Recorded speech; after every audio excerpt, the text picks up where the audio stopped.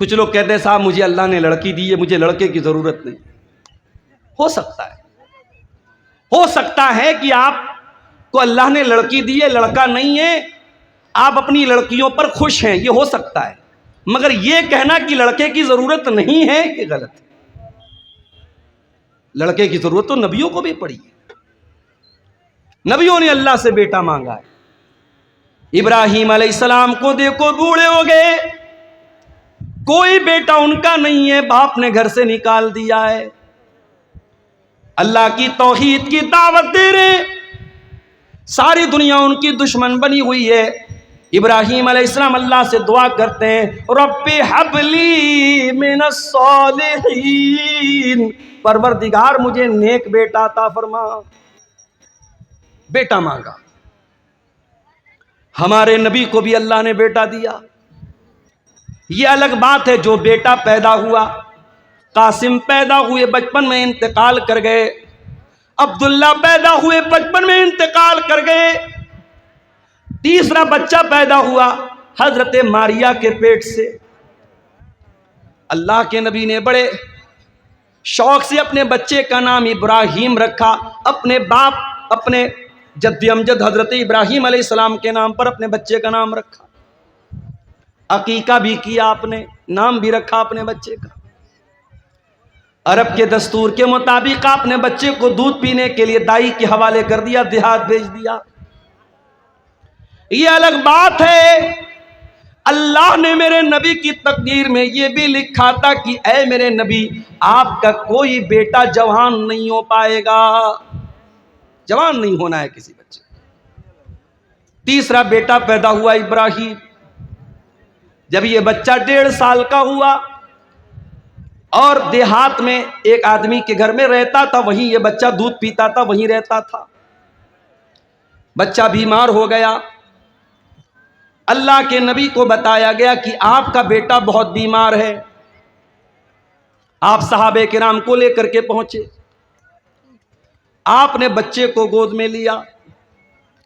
آپ اللہ کے نبی ہیں، آخری نبی ہیں، آپ سے مضبوط کلیجہ کس کا ہو سکتا ہے، آپ سے مضبوط دل کس کا ہو سکتا ہے، مگر اولاد کی محبت تو میرے نبی کے سینے میں بھی موجود تھی۔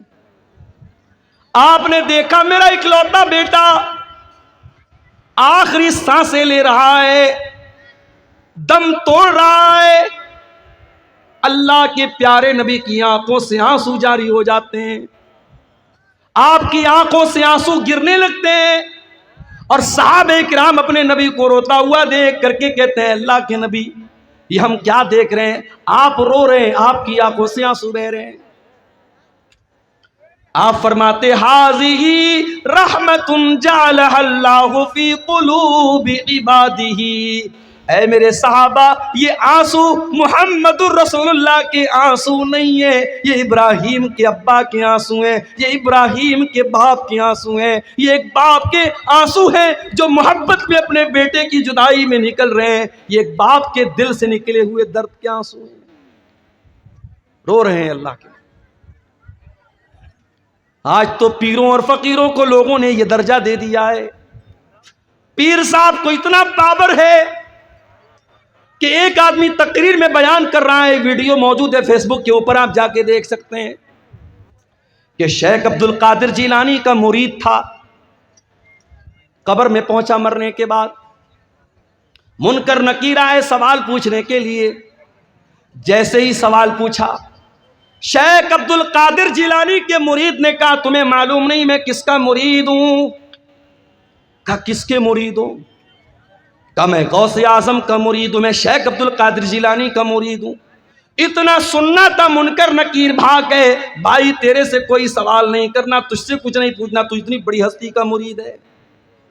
یہ قصے گڑھنے والے، یہ کہانیاں گڑھنے والے، یہ کرامتیں گڑھنے والے یہ کیوں بھول جاتے ہیں کہ اللہ کے نبی سے بڑا کوئی انسان دنیا میں نہیں گزرا، آپ سے بڑے مرتبے والا کوئی نہیں گزرا، اور آپ کا یہ حال ہے، آپ کا اپنا بچہ ہے، آپ کے ہاتھوں میں دم توڑ رہا ہے اور آپ کچھ نہیں کر پا رہے ہیں۔ یہاں تو کتنے مردوں کو زندہ کر دیا شیخ عبد القادر جیلانی نے، یا میرے نبی اپنے بچے کو مرتا ہوا دیکھ کر کے رو رہے ہیں اور کچھ نہیں کر پا رہے. بیٹا مر جاتا ہے, محمد رسول اللہ کی آنکھ سے آنسو نکلتے اور آپ کیا کہتے ہیں؟ او لوگو, او میری پیاری ماں بہنوں, جب تمہارے کسی بچے کا اللہ نہ کرے کبھی اگر انتقال ہو جائے, تمہارا کوئی عزیز اگر مر جائے, کوئی رشتہ دار اگر مر جائے, کوئی قریبی اگر مر جائے, اور تمہیں رونے کا دل چاہے, تمہاری آنکھوں سے آنسو نکلے, تمہیں اپنی زبان سے کوئی لفظ نکالنے کا دل چاہے, تو ذرا اپنے نبی کا یہ نمونہ بھی دیکھ لینا. کیا فرمایا؟ ان العین تدمع والقلب یحزن ولا نقول الا ما یرضی ربنا. اے میرے بچے ابراہیم, تیرے جانے سے تیرے باپ کا دل غمگین ہے, تیرے باپ کی آنکھوں سے آنسو بہ رہے ہیں, تیرا باپ رو رہا ہے اے ابراہیم, لیکن تیرا باپ اپنی زبان سے کوئی ایسی بات نہیں نکالے گا جس سے اللہ ناراض ہو جائے. تو بیٹے کی خواہش تو سب کو ہوتی ہے میرے بھائی, نبیوں کو بھی. اللہ کہہ رہا ہے کہ زندگی کے یہ الگ الگ دور ہیں. ایک کھیل کا دور تھا, ایک تماشے کا دور تھا, ایک اٹریکشن کا دور تھا, ایک خوب پیسہ کمانے کا دور تھا, ایک دوسرے پر فخر کرنے کا دور تھا, اور پھر ایک آخری دور آیا کہ ڈھیر سارے بچے ہو گئے, بڑا خاندان ہو گیا, بڑی پراپرٹی بنا لی, بڑی زمین بنا لی. اب ذرا غور سے سننا سمریا والو, اب اللہ تعالیٰ دنیا کی ایک مثال بیان کر رہا ہے. کمثل غیث اعجب الکفار نباتہ. میرے بندو, دنیا کی مثال اللہ بیان کر رہا ہے جیسے بارش ہوتی ہے. جب بارش ہوتی ہے تو سب سے زیادہ کون خوش ہوتا ہے؟ کسان خوش ہوتا ہے. کسان خوش ہوتا ہے. بارش نہ ہو کسان خودکشی کر لیتا ہے, اور بارش صحیح سمے سے ہو جائے کسان خوش ہو جاتا ہے. بارش ہو رہی ہے, اب کھیتی لہلہانے لگی, ہری بھری ہو گئی. اللہ فرماتا ہے میرے بندوں, میں دنیا کی مثال دے رہا ہوں. بارش ہوئی, کھیتی ہری بھری ہو گئی. ثم یہی جو تم نے دھان کا کھیت لگایا, تم نے مکئی کا کھیت لگایا, تم نے گیہوں کا کھیت لگایا, ایک ٹائم ایسا آیا یہ ہری بھری جو کھیتی تھی یہ پیلی ہو گئی, پک گئی, تیار ہو گئی. گیہوں تیار ہو گیا, دھان تیار ہو گیا, مکئی تیار ہو گئی. ثم یہی جو فتراہ مصفرا, کل تک جو پودے ہرے ہرے تھے آج پیلے پیلے ہو گئے, آج پک کر کے تیار ہو گئے.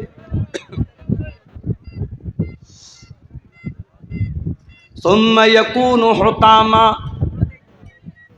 پیچھے کون لوگ بات کر رہے ہیں؟ ایک دم ان کو ہٹاؤ یہاں سے. پہلے اتنی تمیز نہیں, اسٹیج کے پاس مائک کے پاس بیٹھ کے بات کر رہے ہیں.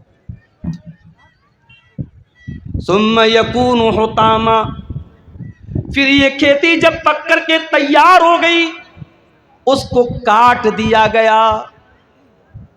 کوئی کھیتی اپنے کھیت میں کٹ کر کے اس کو چھوڑا نہیں جاتا, کاٹ دیا جاتا ہے جب تیار ہو جاتی.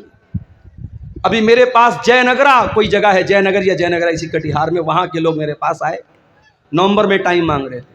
میں نے کہا بھائی دسمبر میں لے لو. بولے نہیں مولوی صاحب, ابھی مکئی کٹی ہے, اب دسمبر میں جب آپ مانگ رہے ٹائم دے رہے ہیں تو اس ٹائم پھر ہماری دوبارہ کھیتی لگ جائے کہ ہم نہیں دے سکتے.